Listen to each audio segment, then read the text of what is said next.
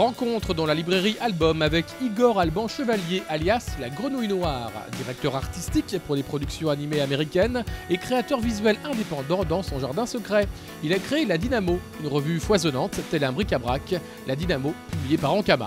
La Dynamo, c'est un peu une réponse à une frustration de ne pas avoir pu montrer ce que je faisais depuis des années, puisque quand on travaille pour le monde du cinéma, il n'y a pas moyen de montrer ce qu'on fait, c'est interdit, ça ne t'appartient pas.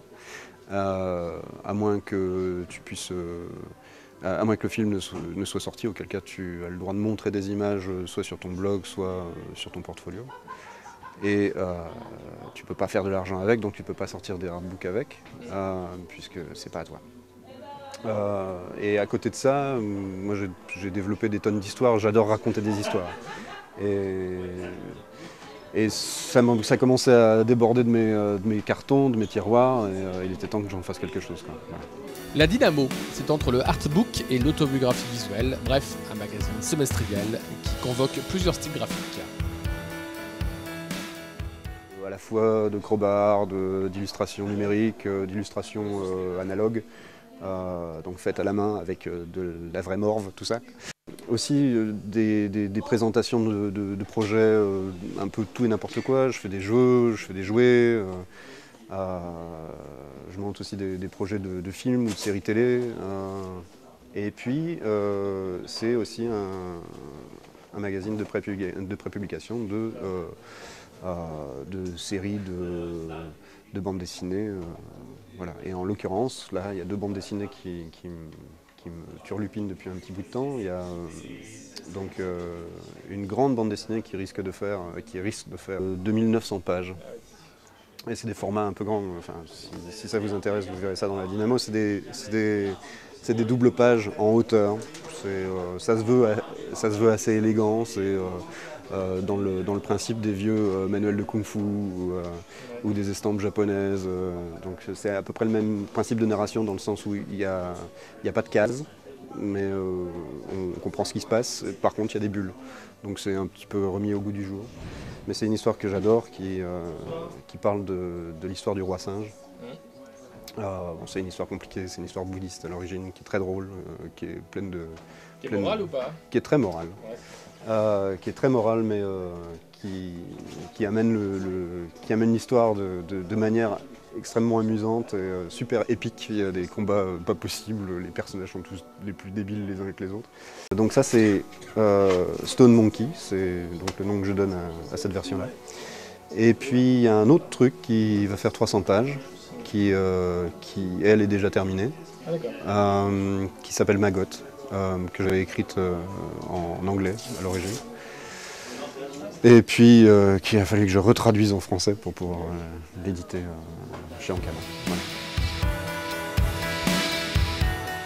J'ai un peu tendance à ne vouloir faire que des ovnis, c'est-à-dire des choses que je n'ai pas l'habitude de voir sur des étagères dans les magasins de bande dessinée. Donc moi ce qui m'intéresse c'est des façons qui ont été un peu perdues malheureusement de raconter des histoires et toujours cette espèce de recherche, pas de rentrer dans le moule nécessairement du franco-belge ou du manga qui a un peu tendance à recouvrir le marché de nos jours. Je trouve un petit peu dommage, c'est que ça étouffe un petit peu la possibilité qu'ont d'autres auteurs qui voudraient faire quelque chose de différent, d'amener quelque chose de... C'est clairement de la recherche, oui.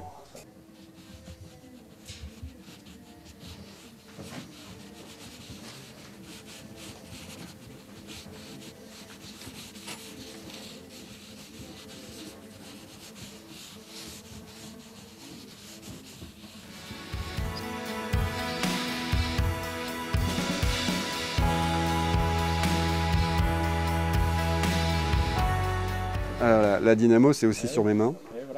Que les éclairs et le numéro 82, c'est aussi dans les carnets de la Grenouille Noire, parce que c'est conceptuel.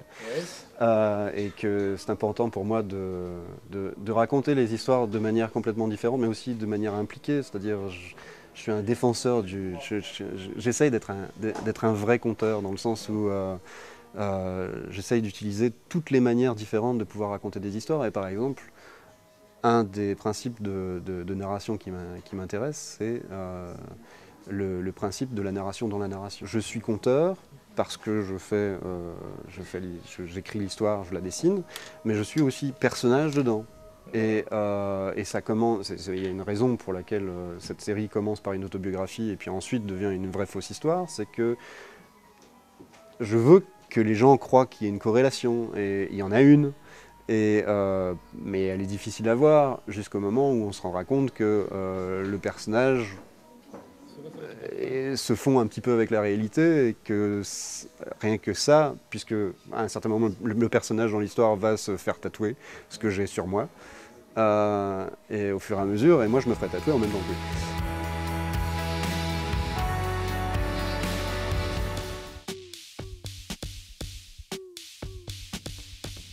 Pin-up, tome 10 de Berthet et Yann chez Dargaud. Plongeons dans le Hollywood des années 40 avec une enquête sur le plateau d'Hitchcock. L'actrice principale du maître du suspense est morte pendant le tournage.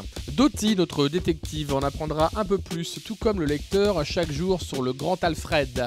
Le scénariste Yann joue sur le vrai et le faux, le chaud et le froid et arrive à créer un suspense digne de l'homme, cette fois-ci la femme, qui en savait trop.